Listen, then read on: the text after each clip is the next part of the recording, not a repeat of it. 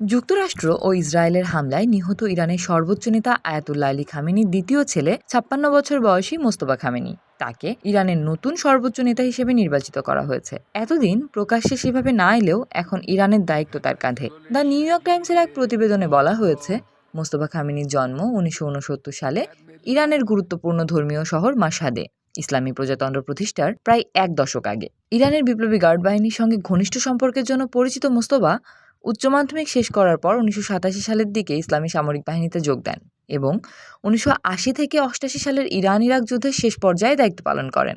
এর এক বছর পর আয়াতুল্লাহ রুহুল্লাহ খোমেনির মৃত্যুর পর ইরানের সর্বোচ্চ নেতা হিসেবে দায়িত্ব গ্রহণ করেন তার বাবা আলী খামেনি।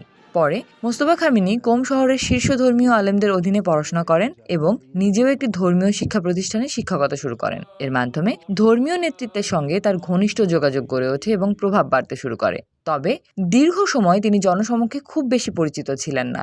পর্দার আড়াল থেকেই সর্বোচ্চ নেতার কার্যালয়ের কার্যক্রম পরিচালনায় ভূমিকা রাখতেন এবং মাঝে মধ্যে রাজনৈতিক আলোচনায় উঠে আসতেন।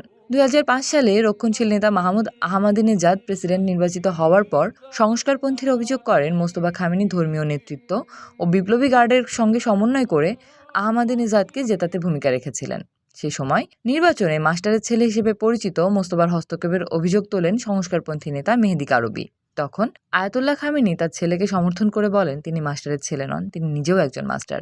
২০২৪ সালে ইরানের অ্যাসেম্বলি অব এক্সপার্টস সর্বোচ্চ নেতার উত্তরসূরি নির্ধারণ নিয়ে বৈঠক করলে আয়াতুল্লাহ খামেনি তখন তার ছেলেকে সম্ভাব্য প্রার্থীর তালিকা থেকে বাদ দেওয়ার কথাও বলেছিলেন। বিশ্লেষকদের মতে, মোস্তফা খামেনিকে নেতৃত্বে বসানোর ঘটনা ইরানে বংশানুক্রমিক ক্ষমতা হস্তান্তরের আশঙ্কা তৈরি করতে পারে, কারণ এই ব্যবস্থাকে ১৯৭৯ সালের ইসলামী বিপ্লবের মাধ্যমে উৎখাত করা হয়েছিল। চলতি বছরের অর্থনৈতিক বিক্ষোভে অংশ নেওয়া অনেক ইরানির মধ্যেও এমন সিদ্ধান্ত অসন্তোষ সৃষ্টি করতে পারে বলে ধারণা করা হচ্ছে।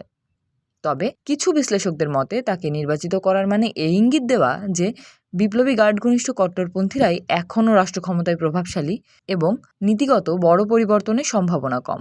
ইরান সরকার জানিয়েছে, শনিবারের হামলায় মোস্তফা খামেনির স্ত্রী জাহারা আদেল, মা মানসুরে খোজাস্তে বাগেরজাদে এবং তার এক সন্তানও নিহত হয়েছেন।